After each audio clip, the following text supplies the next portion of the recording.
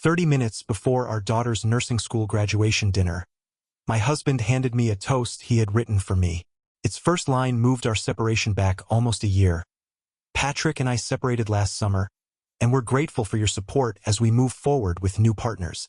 We had separated 5 weeks earlier, after he admitted to a 13-month affair. His affair partner was waiting downstairs for me to read the lie aloud and make it sound official. I read the line twice in the small coat room beside the restaurant's private dining room. Outside the door, servers were filling water glasses for 18 people. My mother had brought a cake from the bakery Leah loved as a child. Our son, Miles, was driving Patrick's parents from the pinning ceremony. Leah believed her father and I had been tense because we were worried about money and her final exams. That was the explanation Patrick and I had agreed to maintain until after her graduation weekend.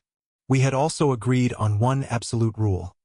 Dana would not come near the ceremony or dinner. Patrick stood between me and the coat rack in the navy suit I had bought him for our 25th anniversary. "It doesn't need to be dramatic," he said. "Read the paragraph after your toast to Leah. Then I'll bring Dana in for dessert. Everyone hears the same thing once. No gossip, no ugly versions." "No," I said. "Dana is not entering Leah's dinner through a statement she didn't approve." I folded the page along the center. "The ugly version is the one with the real dates? The dates are not the point. Then you wouldn't need my voice to change them." His jaw tightened. He said Dana was tired of being treated like a secret, and his parents deserved to meet her with some dignity. I asked when Dana had started waiting in the hotel bar downstairs. 10 minutes ago. You brought her here before asking me? I knew what you'd do if I gave you time to build a case. I was 50 years old and had spent 26 years married to Patrick Shaw. I managed payroll for a regional plumbing supplier, which meant my days were full of deadlines that could not be argued into different dates. Patrick was 52 and the athletic director at a public high school. He was good at standing in a gym with 300 people and making a difficult decision sound obvious. That skill had once made me feel safe. Over the previous month, I had learned what it felt like when he used it to make the truth sound negotiable. Dana Brooks was not his employee or mine. She rode with a weekend cycling club Patrick had joined after knee surgery. I had met her at 2 charity rides and once at our neighborhood cookout. She was 46, divorced, and direct enough that I had liked her. Patrick told me the affair began after an out-of-town ride 13 months earlier. He admitted it only because I asked why a hotel in Asheville had charged his personal card on a weekend he claimed the club had canceled its trip. I did not conduct a long investigation. He looked at the charge, sat down, and told me enough that same night. 3 days later, he moved into his brother's furnished basement. We had not filed for divorce yet, but I had met with a mediator and opened a checking account for my pay. The delay in telling our children had been my idea as much as his. Leah was 23, finishing a brutal final rotation, and scheduled to sit for her nursing exam 6 weeks after graduation. Miles was 19 and had 2 finals of his own. I told myself that waiting 1 month was not lying. It was choosing a kinder time. Patrick agreed so quickly that I mistook convenience for care. Now he wanted to convert our silence into evidence that the marriage had ended before the affair began. The prepared toast said we had privately released each other with respect the previous summer. It said Dana had been a source of support during a difficult transition. The opening line referred to new partners, although I had none. The plural made his affair look like one side of a mutual arrangement. It even thanked our children for their maturity, although neither child knew there had been a transition. "You wrote a line thanking Leah for accepting something you haven't told her," I said. "It's phrased for after she hears it." "From me in my voice." "From us," Patrick corrected. "That is the point. If we stand together, nobody has to choose sides." I said, "You already chose the side you wanted. You're asking me to supply the date that makes it respectable." He looked toward the door as footsteps passed. "Keep your voice down." "I am." I had not raised it. He lowered his own voice anyway and said the dinner deposit was non-refundable. His parents were almost there, and Leah would remember any conflict more vividly than the ceremony we had just watched. He said if I refused, Dana would leave humiliated. His parents would hear a distorted story from someone else, and our children would blame both of us for letting the truth explode at their sister's graduation. Every consequence in his list came from a choice he had made, yet he presented each one as a cost I would impose by refusing. I put the toast on a shelf beneath a row of wooden hangers. "Dana is not coming into this dinner," I said. "I will not read a false timeline, and I will not let you turn Leah's graduation into the launch party for your relationship." Patrick's face changed. "Not shock calculation. You don't control the guest list by yourself. Leah does. She gave us 18 names. Dana is not one of them. The restaurant can add a chair. That is not the issue." "Then say the issue. You want to punish her. I want you to honor the agreement you made 5 weeks ago." He stepped closer, not threateningly, but with the physical confidence of a man accustomed to being heard. "I agreed before Dana told me she wouldn't keep waiting. I have to make a decision too." "You did. She's downstairs." Patrick said Dana had booked a room at the hotel because she would not drive home after drinking. He emphasized that he had not paid for it, as if the credit card were the moral center of the evening. He said she understood we were separated and expected our family to be told. I asked what date Dana believed the separation began. He did not answer. The silence clarified the real audience for the toast. Our relatives were not the only people he needed to convince. Dana needed to hear me confirm the story he had told her. Before I could ask again, the coat-room door opened. Leah stood there in her white dress with the school pin fastened above her heart.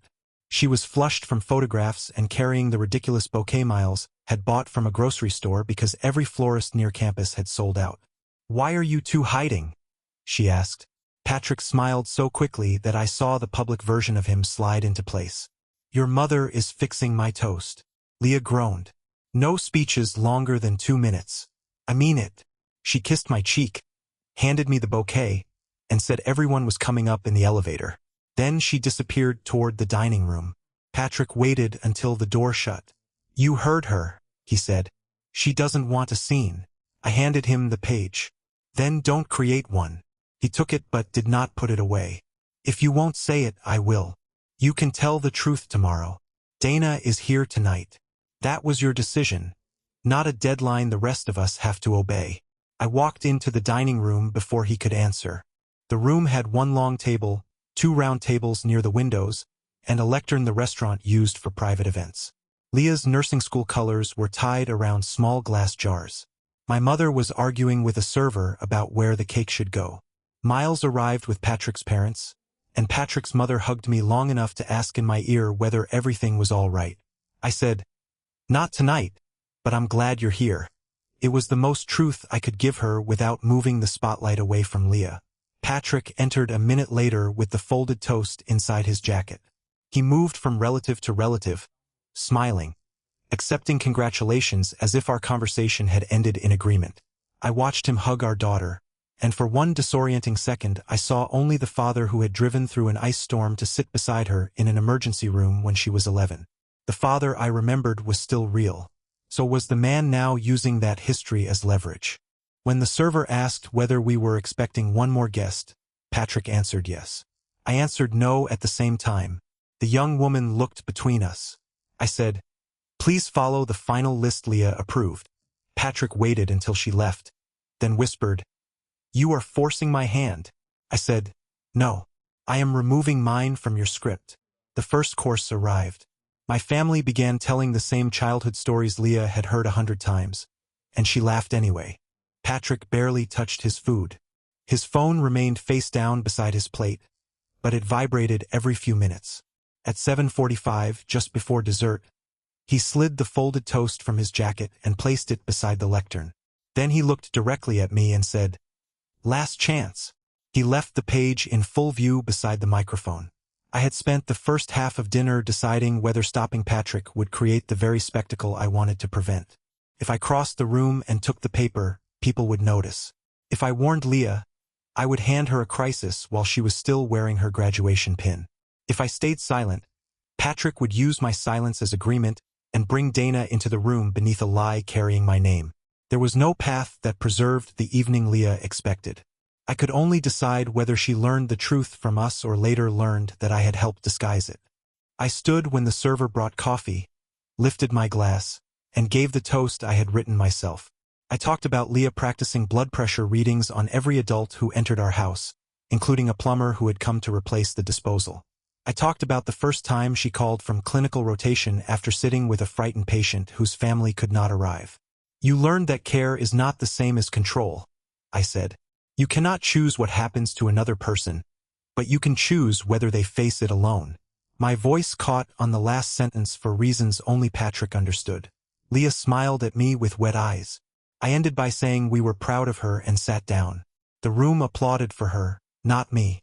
Patrick joined in, but his eyes returned to the lectern. For a few seconds I believed he might let that be enough. Then he walked to the lectern. He began with a warm story about Leah falling asleep in the bleachers during one of his basketball games. He thanked our parents, Miles, the faculty, and me. His timing was effortless. By the time he placed both hands on the lectern, everyone expected one final sentimental line. There is one more family change, Erica, and I need to acknowledge, he said. Conversation stopped. Leah's smile faded. Patrick continued, we have actually been separated since last summer, and we chose tonight to tell you because we wanted Leah's milestone to remain the priority. My mother turned toward me. Miles said, what? Loud enough for everyone to hear.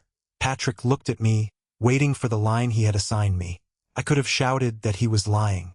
I could have named Dana, the hotel, the cycling trips, and every date he wanted erased. Instead I stood and said, that timeline is not true. 5 words. No details. No accusation. They changed the room anyway. Patrick's fingers tightened around the lectern. Erica, please, I said. We agreed not to make a relationship announcement at Leah's dinner. I am asking you to stop. Leah looked from him to me. Are you separated or not? We are, I said. It began 5 weeks ago.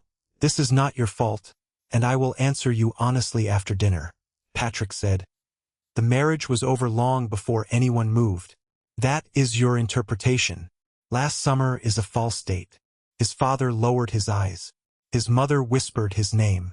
Nobody applauded me. Nobody cheered because a family had cracked open beside the cake.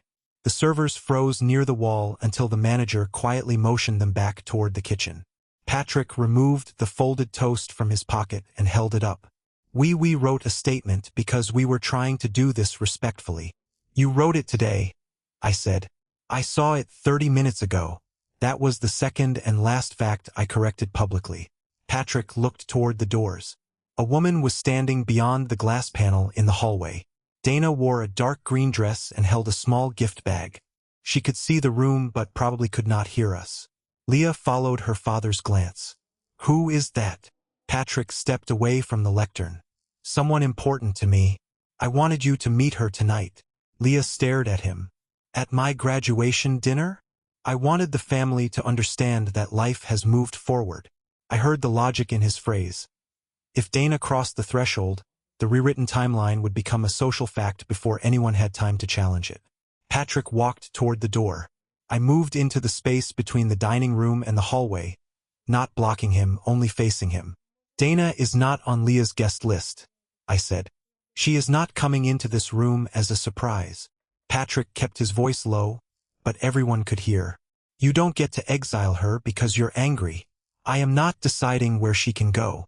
I am deciding what I will participate in. You can stay, put the paper away, and celebrate Leah.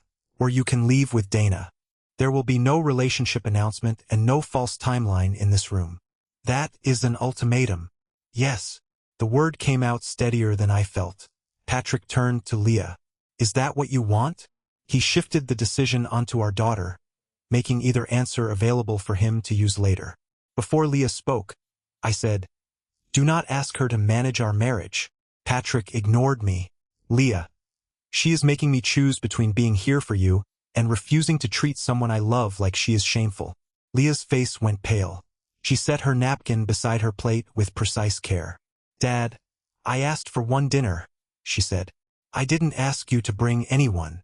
You don't know the whole situation. Then why are you trying to explain it in front of everyone? He looked wounded rather than angry.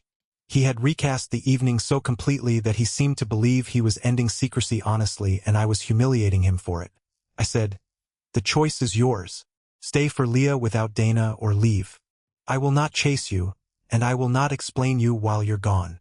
Dana remained in the hallway, close enough now that I could see her grip tighten around the gift bag. Patrick opened the door. For 1 second I thought he was asking her to wait downstairs. Instead he stepped into the hallway and let the door close behind him. Through the glass I watched them speak. Dana looked toward the table. Patrick pointed toward the elevators. She said something short, then walked away. He followed. The elevator doors closed on both of them. Inside the dining room no one moved. Then Miles pushed back his chair so hard it struck the wall. He left. "Sit down," Leah told him. "Why should I sit down?" "Because I graduated today." Her voice broke on the last word. That was the moment the event could still have become nothing but the betrayal. I returned to my chair and said, "You did, and if you want us to leave, we will. If you want dessert, we will have dessert. You decide what happens to your dinner, not what happens to the marriage." Leah wiped under both eyes with her fingertips. "I want the cake." My mother stood to help the server. Not because the cake needed help, but because she needed something to do. Patrick's mother began crying silently. His father placed a hand over hers. No one asked me for details. The manager dimmed the lights. Miles lit the candles, and 18 adults sang too quickly, all of us trying to return the room to Leah. She laughed once when the final candle refused to go out. It was not a healed laugh. It was still hers. After cake, one of Leah's instructors told a story about Leah staying past shift to find clean clothes for a patient whose belongings had been cut off in the emergency room. The story drew the room forward. People began speaking again. The celebration did not recover its innocence, but it recovered its subject. Patrick texted me 6 times. The first said I had publicly ambushed him. The second said Dana was devastated. The third said his parents would never forgive my performance. The fourth asked me to tell Leah he had left only because I gave him no choice. I did not answer. When the bill came, I paid the restaurant from the graduation fund Patrick and I had contributed to months earlier. I photographed the receipt and sent it to our shared financial folder. Not to make a point, but because separation required clean records. Patrick's place remained set until a server finally asked whether she could clear it. Leah said yes. After the last guests left, she asked Miles and our grandparents to wait in the lobby. Then she closed the dining room door and took a screenshot from her phone. "Before you tell me anything," she said, "I need to show you what Dad asked me to do this morning." The screenshot was a message from Patrick sent at 8:12 that morning. He told Leah that our marriage had quietly ended last year, that I was struggling to accept it, and that he planned to introduce Dana after dinner. He asked Leah to support the announcement by saying she had known for months. "It will keep your grandparents calm," he wrote. "Your mom won't make a scene if you confirm it." Leah had replied, "I don't know any of this and I'm not lying for you." Patrick answered, "You don't have to lie. Just say we've had problems for a long time." She did not respond to him again. The message changed the meaning of the evening. Until then, a small part of me had treated the toast as panic. A cowardly attempt to satisfy Dana once she was already downstairs. The screenshot removed that excuse. Patrick had not made a reckless decision in the coat room under pressure from Dana. He had spent the day asking 2 people to protect Leah's celebration by lying to Leah. He had counted on Leah's love for him and my love for her to hold the lie from both ends. "Why didn't you show me before dinner?" I asked. Leah's eyes filled again. "Because I thought he was having some kind of panic. I told myself he would see us at the ceremony and stop. And because if I showed you, then I knew for sure something was wrong." I sat beside her. "That was not yours to manage. You both let me walk around all day thinking everything was fine. There was no defense against that. I said we had separated 5 weeks earlier and agreed to wait until after graduation before telling her and Miles. I said waiting had been a mistake once the silence became useful to Patrick." Leah asked one direct question, "Is Dana the reason?" I said Patrick had admitted an affair lasting 13 months. I did not describe hotels or messages. I did not tell her what to feel. She stood, walked to the window and said, "He asked me to prove a date that would make it not cheating." Yes. Did Dana know he was married? She knew we were married. I don't know exactly what he told her about us. That was true. I refused to turn Dana into a simpler villain just because Patrick had left with her. Leah called Miles back into the room. She asked me to tell him the same facts once with no interruptions. Miles interrupted anyway. He swore, paced between tables, and demanded Patrick's address. I told him I would not give it to him while he was angry. You're protecting him? I'm protecting you from doing something you cannot undo. Leah handed Miles the screenshot. His anger shifted from the affair to the message. He used you. He tried, she said. Patrick's parents were still in the lobby. I asked Leah whether she wanted them told that night or whether I should drive them home without explanation. She said, "They watched him leave. Don't make me pretend for them too." We joined them in a quiet corner near the elevators. I said Patrick and I had separated 5 weeks earlier after he admitted an affair with Dana. I said the claim about last summer was false. I said the rest belonged in private conversations, not the hotel lobby. Patrick's mother asked whether Dana was the woman from the cycling club. When I said yes, she closed her eyes. His father asked if Patrick was safe. I said he had left voluntarily and was not driving because Dana had a room at the hotel. Those were the facts I knew. I did not ask them to take my side. I arranged a rideshare because Miles was too angry to drive them. My mother took the leftover cake. Leah carried the grocery store bouquet, now dropping yellow petals across the carpet. We walked out through the same lobby where Dana had waited.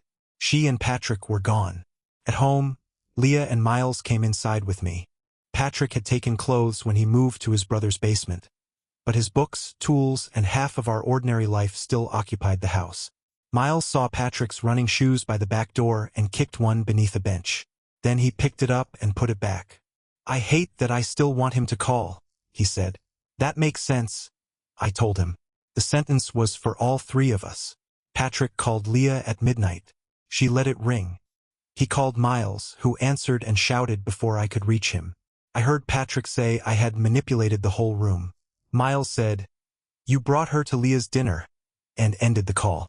I asked both children not to become messengers. If Patrick wanted to speak to me, he could email about finances or mediation.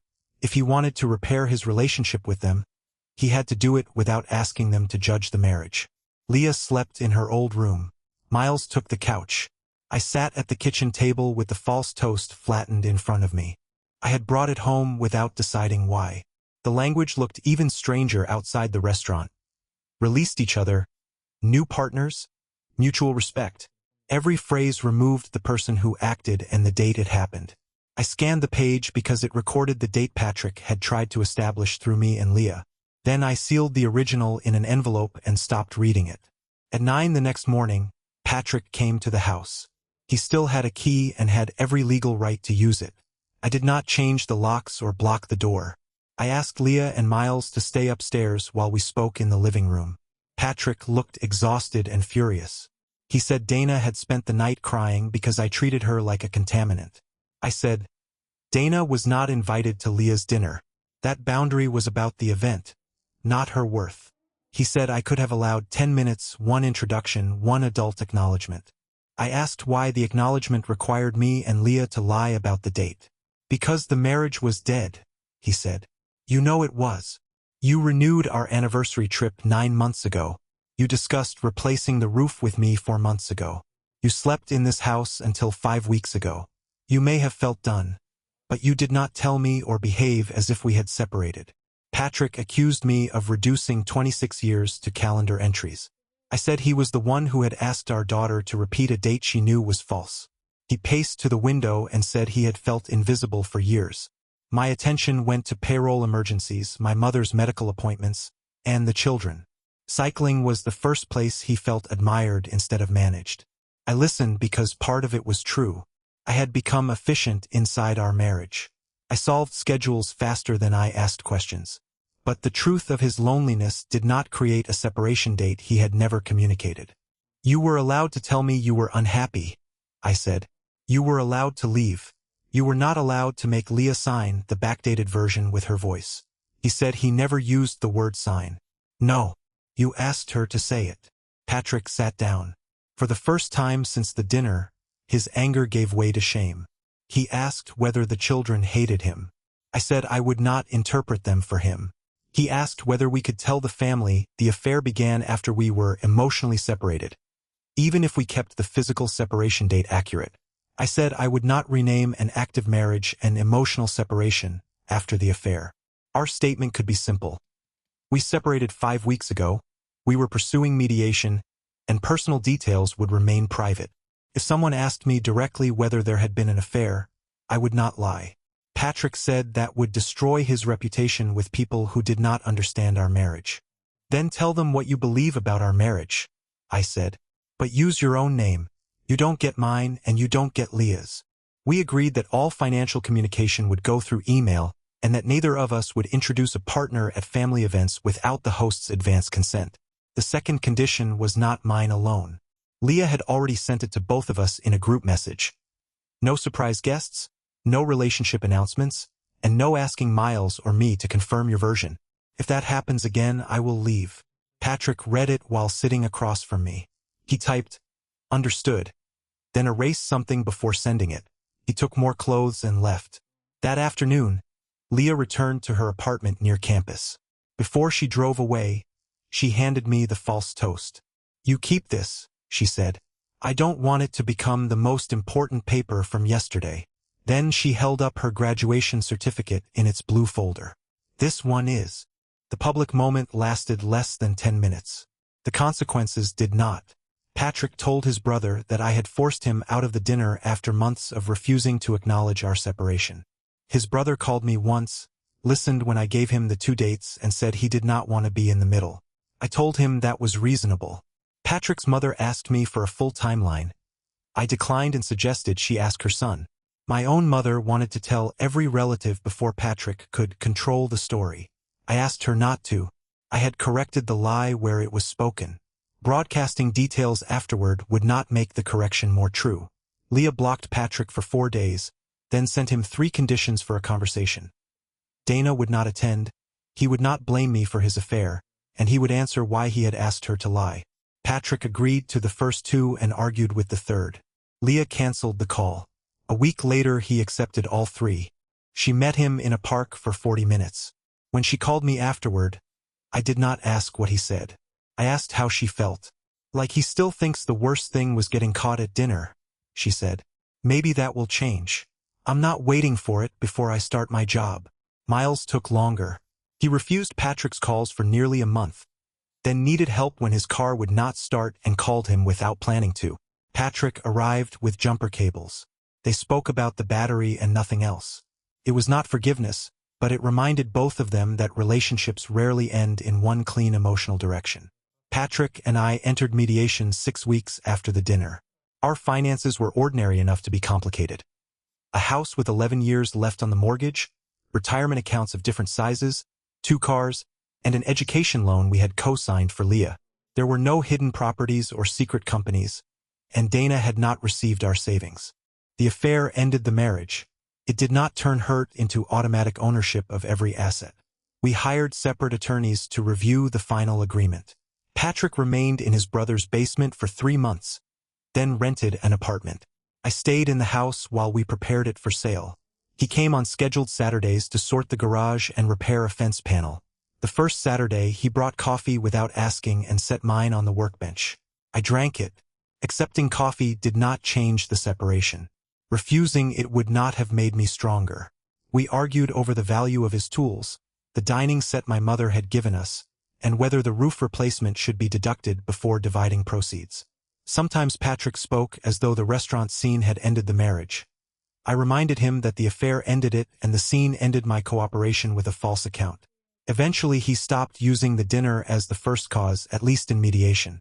Dana stayed with him. I knew because Patrick later asked Leah to meet her at a coffee shop, and Leah agreed after setting her own conditions. I did not discourage her. Leah was not betraying me by wanting to know the person her father might build a life with. She came home from that meeting and said Dana apologized for attending the hotel but believed Patrick had promised I would support the announcement. "Do you want to know what else she said?" Leah asked. I thought about it and said no. Dana's version could explain her choices, but it could not change mine. I never contacted her. There was no confrontation left that belonged to us. The house sold 5 months after graduation. The evening before closing, Patrick and I completed the final walkthrough together. The rooms looked smaller without furniture. In Leah's old bedroom, he said, "I thought if you read the statement, the kids would accept Dana before they could get angry." It was the first time he described the toast as a way to control their reaction instead of protect the dinner. I told him, "That is why I could not read it." He nodded. The apology that followed was incomplete. He said he was sorry for putting me in that position, not yet for building the position, but I did not argue it into something larger. Recognition was not reconciliation. It was simply one honest sentence in an empty house.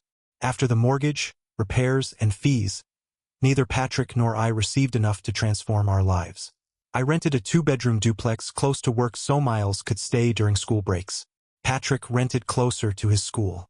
We divided retirement accounts through the required process and kept the education loan payments proportional to income until Leah refinanced after starting work. We signed the settlement on separate days at our attorney's offices. 11 months after the dinner, the court finalized the uncontested divorce without either of us delivering a dramatic speech.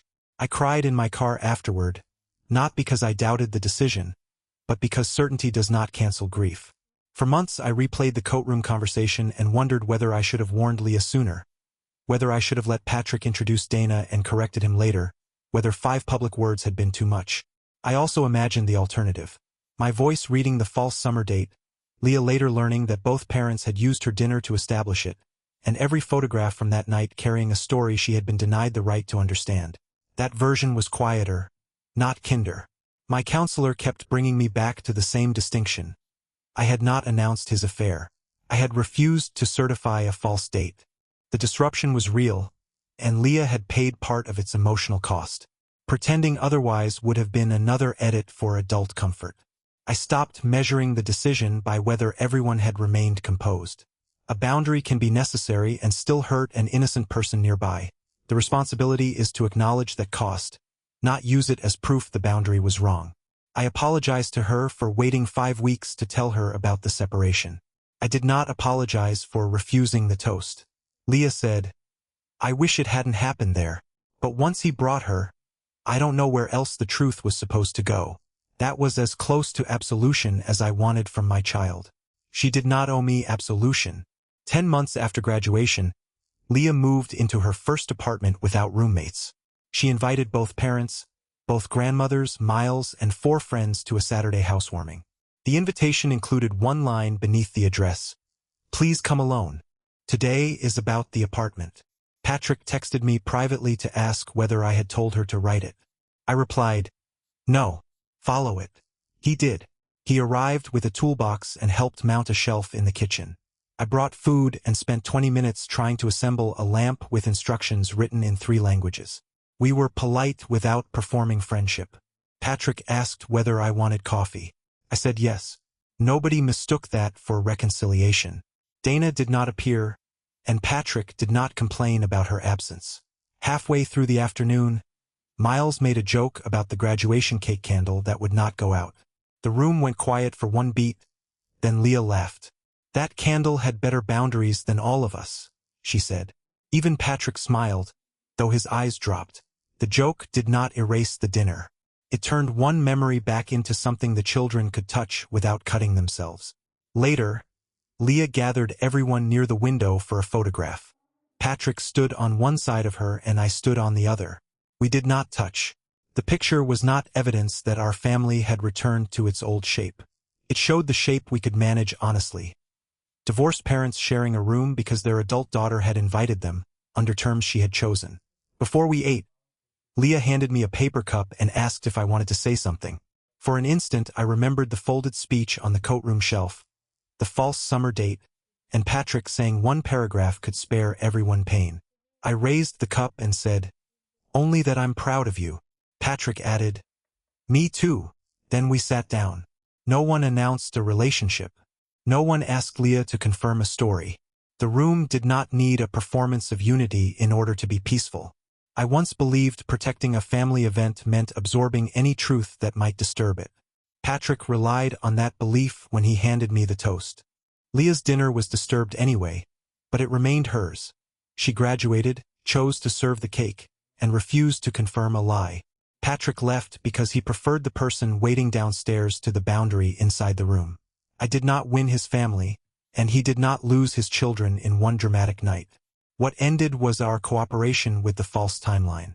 Months later, When Leah asked me for one honest sentence at her housewarming, I gave her exactly one. It was enough.